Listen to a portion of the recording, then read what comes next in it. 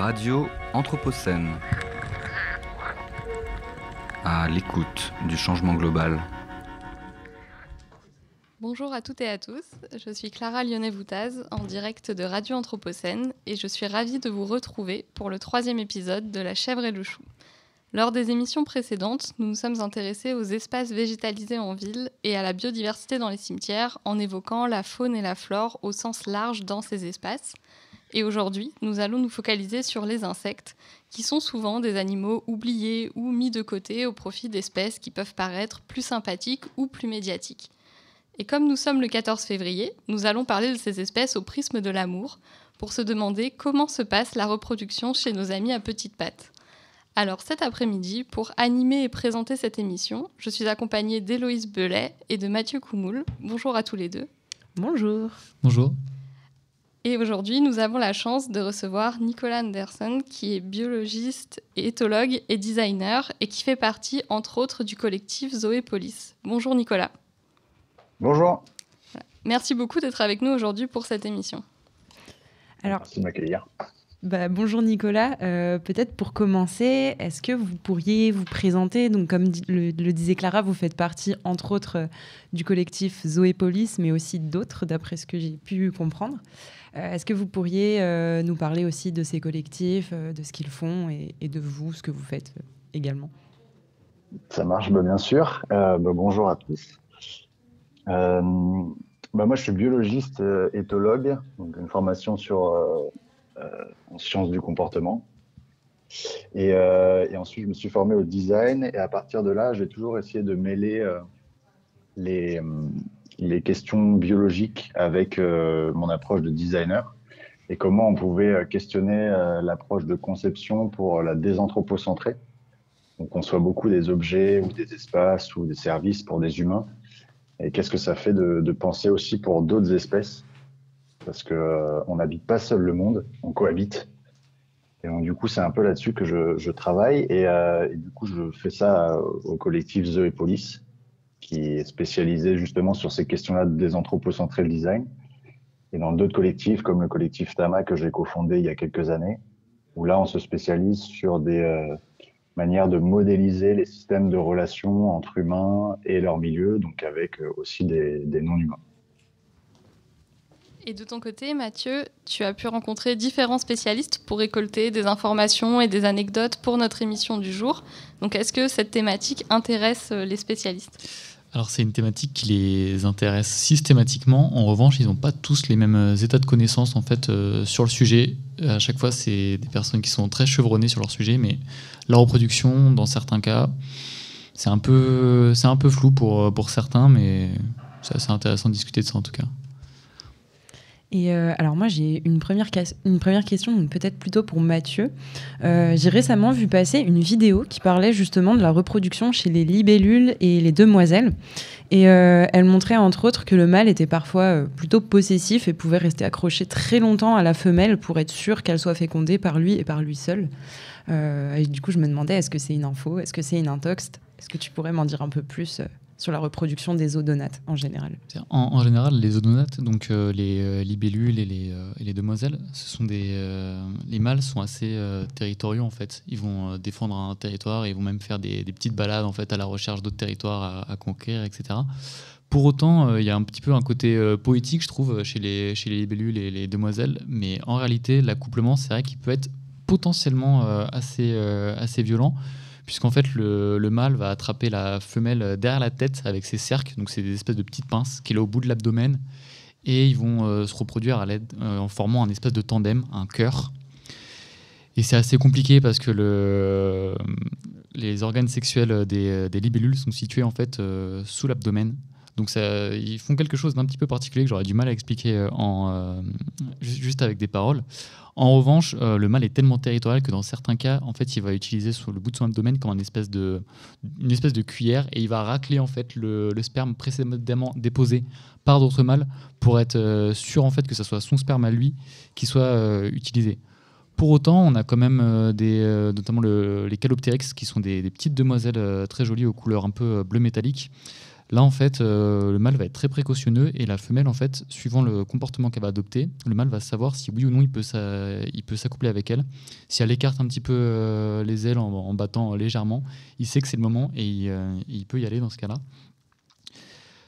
Pour autant, on a quand même aussi des fois ça se passe pas très bien. Il y a quelques espèces aussi qui essayent de s'accoupler avec la mauvaise espèce. Ça arrive aussi. Pour autant, on a quand même des bons résultats d'accouplement et certaines espèces, en fait, ça va durer quelques secondes, l'accouplement, notamment la libellule déprimée. Voilà. Et donc ça, c'est des informations que j'ai eues avec Régis Krieg-Jacquier, qui est en fait un spécialiste un petit peu ponte des libellules et qui travaille avec le groupe Saint-Pétrum, notamment dans la région Rhône-Alpes et dans l'Ain. Et alors, qu'en est-il des autres taxons ? Donc, je pense ici, par exemple, aux araignées, puisque je sais qu'on est nombreux et nombreuses à avoir un peu de mal avec ces animaux, et je me dis que mieux les connaître nous aiderait sûrement. Donc, Mathieu, est-ce que tu aurais quelques éléments sur la reproduction chez les araignées ? Bien, c'est pareil en fait avec les araignées, en parlant avec pas mal de personnes. Souvent, je m'aperçois que c'est pas les êtres les plus appréciés du monde. Pour autant, c'est quand même des organismes relativement romantiques, puisqu'on a notamment chez la Pisor admirable, déjà avec un joli nom comme ça, on se doute qu'il va se passer de très belles choses. Donc là, en fait, le mâle, il va prendre un petit insecte, il va l'enrober d'un baluchon de soie, et il va le transporter jusqu'à la femelle pour essayer de la conquérir. En fait, c'est un cadeau nuptial. Et donc, dans de très rares cas, la femelle, si elle est vraiment pas contente, si elle s'aperçoit que le mâle, en fait, il a mis un petit caillou à la place de l'insecte dans le cadeau, là, il va la dévorer, mais ça arrive très rarement. D'ailleurs, la femelle, elle s'occupe admirablement bien de ses enfants. Elle leur fait une petite boule de soie dans laquelle elle les transporte pour les premiers jours, etc. C'est assez intéressant. Et alors, pour la reproduction des araignées, c'est pareil, c'est très, très compliqué. En fait, ce qui pourrait s'apparenter à des testicules chez le mâle sont en fait bloqués sous l'abdomen. Donc c'est un peu compliqué pour y avoir accès. Alors ce qu'il fait, c'est qu'il fait une toile spermatique, donc une toile d'araignée en fait, sur laquelle il va éjaculer et il va ramener ça jusqu'à ses pédipalpes. C'est des petites, comme des espèces de petites pattes à côté des mandibules des chélicères. Et en fait, c'est là qu'il va prélever le sperme. Ça ressemble un peu à des petits gants de boxe. On appelle ça comme ça vulgairement. Et il va devoir après les passer sous l'appareil génital de la femelle qui se trouve aussi sous l'abdomen, ça s'appelle un épigyne. Et en fait, ça marche un petit peu comme un système de clé de serrure chez pas mal d'espèces. Donc en fait, le pédipalpe mâle est particulièrement adapté à l'épigyne femelle, ça rentre comme une clé dans une serrure. Et en fait, il y a certains petits filous d'ailleurs, ils vont coincer leur épigyne, enfin leur pédipalpe, donc l'organe sexuel mâle, ils vont le coincer dans cette serrure femelle pour empêcher les autres mâles après de venir se reproduire. Et pareil, j'ai eu vent de, vous savez, la réputation de la veuve noire qui mangerait le mâle. En fait, c'est pareil, c'est largement exagéré. En fait, ça arrive très rarement. Par contre, on a quand même d'autres espèces. Je pense à l'éper frelon, qui est une grosse araignée qu'on a peut-être tous déjà vue, qui est jaune et noire, en fait, rayée comme un frelon d'ailleurs. Là, le mâle, systématiquement ou presque, il part au casse-pipe en fait. Il est beaucoup plus petit que la femelle. Il va essayer tant bien que mal de ne pas se faire apercevoir, mais ça se termine souvent très mal. Puis alors on a carrément des mâles en fait. Ils vont s'accoupler et ils vont mettre leur abdomen sous les mandibules de la femelle en signe de vas-y, mange-moi. Comme ça en fait ils vont bénéficier des ressources du mâle. Et puis dernier cas aussi qui est quand même assez intéressant, on parle de matryphagie chez les araignées, chez certaines espèces en fait qui vont donner leur corps en dépouille à leurs petits en fait. Au début, ils vont régurgiter un petit peu de nourriture pour nourrir les jeunes. Puis en quelques jours, en fait, ils vont commencer à mourir et ils perdront en fait comme ça jusqu'à 95% de leur poids. C'est les bébés araignées en fait qui vont se nourrir de leur propre maman. Voilà, je trouve que c'est une belle preuve d'amour. Et donc ça, c'est Florian Alonso qui a une super page qui s'appelle Le Monde des Arthropodes où il me parle de ça tous les jours quasi. Je vous conseille d'aller jeter un coup d'œil. Et alors pour tous les insectes sauteurs, donc sans mauvais jeu de mots, mais qu'en est-il au niveau de la reproduction d'une manière générale toujours Mathieu, je pense que tu as peut-être des éléments à ce propos-là. Ouais, en fait, c'est des musiciens, les orthoptères, donc criquets, grillons, sauterelles. Il y en a même qui utilisent le tronc des arbres en guise de caisse de résonance. Donc ça, c'est chez pas mal de sauterelles arboricoles. On a aussi le grillon, vous savez, qui va chanter. Donc comment ça marche le chant d'ailleurs ? En fait, c'est comme l'archer et son violon. Enfin, un archer et un violon, pardon. Ils vont frotter leurs pattes sur leurs ailes et suivant les espèces, ça va donner différents types de stridulation. Et donc le grillon, en fait, il se met dos à son terrier et il chante comme ça pour pareil, ça fasse une caisse de résonance. Et alors en discutant avec Rémi Chabert, donc, qui est spécialisé sur les orthoptères et qui parraine un espèce de collectif spécialisé sur les orthoptères dans la région Rhône-Alpes, le COOL, porté par Anthropologia, en fait, il m'expliquait qu'il avait déjà vu le gonfo-cerf-roux, donc une espèce de criquet typique de lisière. Il l'a vu en fait tournoyer ses antennes devant une femelle de manière circulaire, tout en frottant un petit peu ses pattes contre ses ailes, donc ce qui pourrait s'apparenter à des parades. Donc en fait, ils n'utilisent pas que la musique, les orthoptères, ils ont aussi visiblement des petites techniques bien à eux. Et puis aussi, ce qui est intéressant de constater chez les orthoptères, c'est qu'ils sont assez galants, les mâles encore une fois. Donc ils produisent des spermatophores, c'est en fait plus ou moins un espèce de petit sac avec des spermes dedans. Donc le mâle, il arrive devant une femelle, il va d'abord lui donner un spermatophore qui est plutôt d'ordre nutritif, donc la femelle va se contenter de ce premier spermatophore, et après vraiment l'accouplement va pouvoir commencer, et là il va mettre un deuxième spermatophore qui contient réellement en fait des semences reproductives. Donc voilà, et puis dernier détail aussi chez les orthoptères, donc c'est pas trop sur notre région, mais plus dans le sud de la France, on a la magicienne dentelée, qui est une sauterelle en fait qui se reproduit par parthénogenèse. Donc elle fait du clonage en réalité, hein. C'est que des femelles, donc il n'y a jamais aucune relation sexuelle. Et au fur et à mesure des générations, d'ailleurs, en général, l'appareil génital s'atrophie et on n'a plus jamais besoin de mâle en fait. Et maintenant, vous aviez une question plutôt pour Nicolas. Donc, je sais qu'il faut éviter l'anthropocentrisme, mais est-ce que certaines espèces sont monogames et est-ce qu'on trouve finalement des insectes qui forment des sortes de couples exclusifs ? En fait, le terme de monogamie, il n'est pas forcément lié à une approche anthropocentrique, mais c'est un terme en zoologie qu'on utilise souvent justement pour définir de manière temporaire ou plus largement étalée dans le temps l'union de deux individus comme une espèce de privilège. Et oui, en fait, on a quelques espèces de manière générale qui sont monogames. C'est pas une stratégie qui est si répandue que ça. On a beaucoup plus d'exemples de polygamie ou d'autres formes aussi de formes de reproduction. Et en fait, on en observe quand même chez certains insectes. Il y a notamment des cas chez certains coléoptères, on a certains vers aussi qui sont monogames, ou encore certains cloportes avec des noms assez, latins assez compliqués à prononcer. Il y a Hemilapsiscus reumuri, cloporte qui justement est monogame. Mais ça s'observe chez les invertébrés. Donc, insectes et crustacés, on estime que c'est un cas sur 10 000. Donc, c'est quand même assez rare. Mais ça reste une stratégie sexuelle qui existe aussi chez les invertébrés. Et alors, Nicolas, justement, qu'en est-il de l'homosexualité ? Parce que j'ai cru voir que c'était aussi, qu'elle pouvait aussi concerner les insectes. Est-ce que c'est vrai ?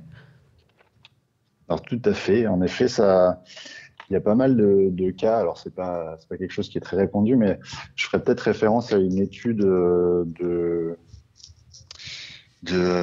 pas si vieille que ça, de 2023, dans Nature Communication, où ils ont fait un recensement, alors pas forcément que sur des insectes, justement, mais plutôt sur un ensemble de 1500 espèces, dont notamment une grande partie de mammifères, où ils ont observé différents types de relations sexuelles, et notamment ils ont observé certaines formes d'homosexualité.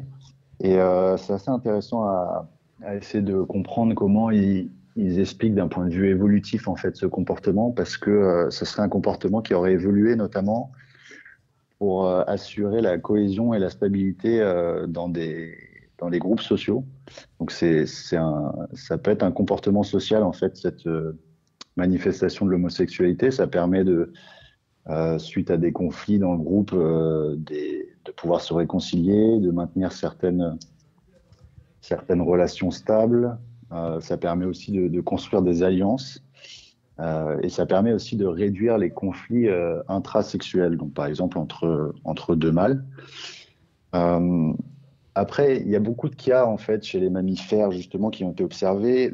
Je pense que le plus connu, c'est avec les bonobos, notamment avec les femelles bonobos, qui sont donc, les femelles bonobos. En fait, c'est en règle générale celles qui régissent les groupes, qui sont un peu les patronnes finalement dans les groupes sociaux de bonobos. Et il y a beaucoup de rapports sexuels entre les femelles, et ça augmenterait finalement le taux d'ocytocine, c'est l'hormone de l'attachement, qui serait même plus important suite à un rapport sexuel entre deux femelles qu'entre un rapport sexuel avec une femelle et un mâle.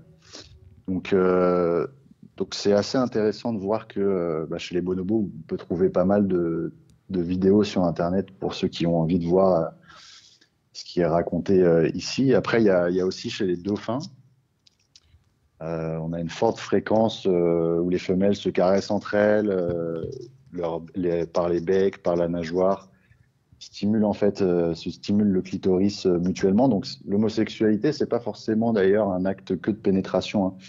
Il y a aussi beaucoup d'actes justement de caresses, d'amour et même de stimulation des appareils reproducteurs qui sont aussi des signes en fait d'homosexualité.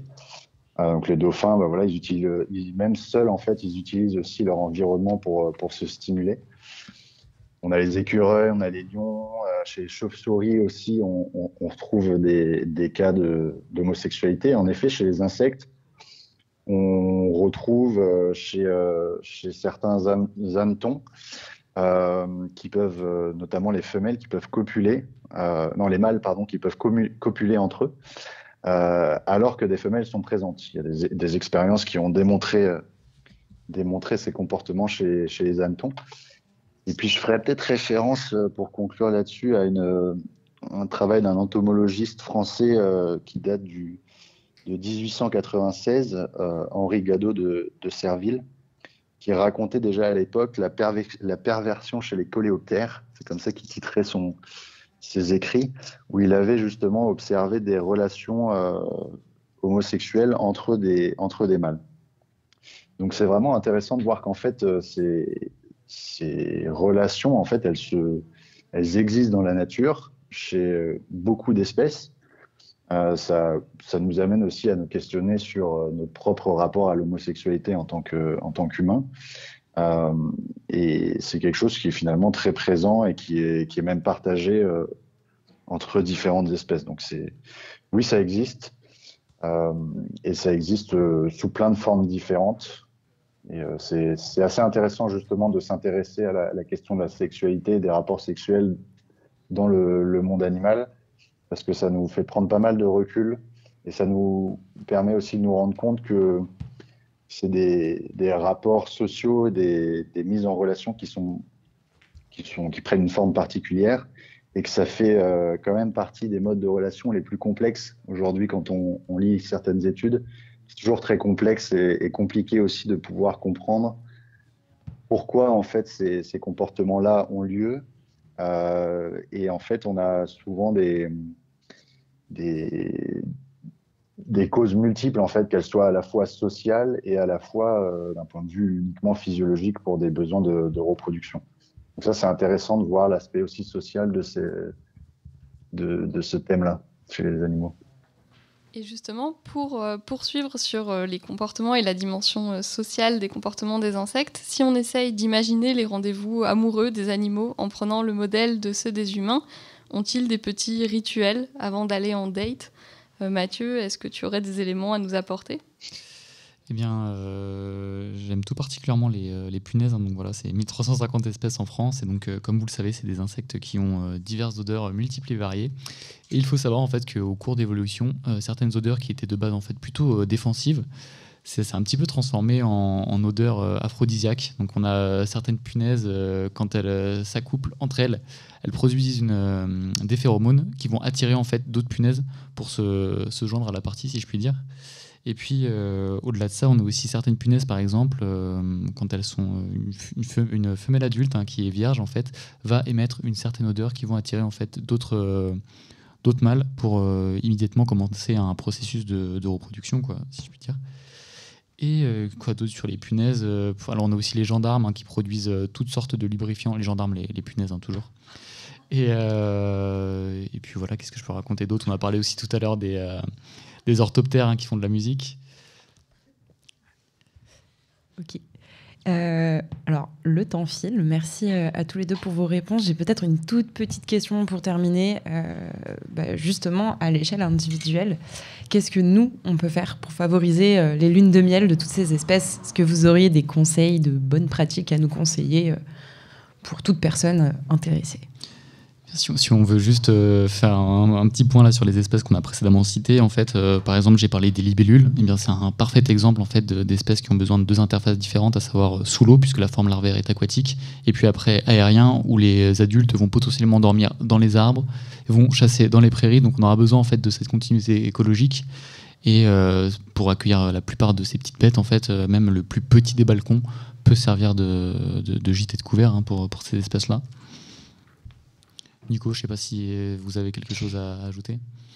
Je pense que la question de la luminosité en ville, elle peut avoir un effet justement sur le fait de déranger, on va dire, ou pas les insectes. Et puis je pense que la mise à disposition, en tout cas le fait qu'un milieu puisse permettre à des insectes de pouvoir rentrer en relation, de ne pas être trop bruyant, parce qu'on sait par exemple que chez les papillons,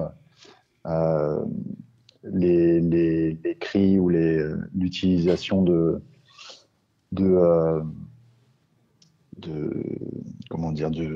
sons est assez importante pour pouvoir avoir une rencontre entre mâles et femelles. Ça peut être quelque chose à prendre en compte justement pour permettre à des papillons et d'autres espèces de pouvoir se rencontrer et au-delà même de pouvoir leur créer un nid douillet, mais en tout cas de limiter notre impact sur leur propre mode de vie. Eh bien, merci beaucoup à tous les trois pour ces éléments passionnants qui, j'espère, nous feront voir les petites bêtes différemment à l'avenir. Merci à toutes et à tous de nous avoir écoutés. N'oubliez pas que vous pouvez retrouver cette émission et toutes les autres sur le site de Radio Anthropocène ainsi que sur les réseaux sociaux. Et on se retrouve très bientôt pour une nouvelle émission sur la thématique de la biodiversité en ville.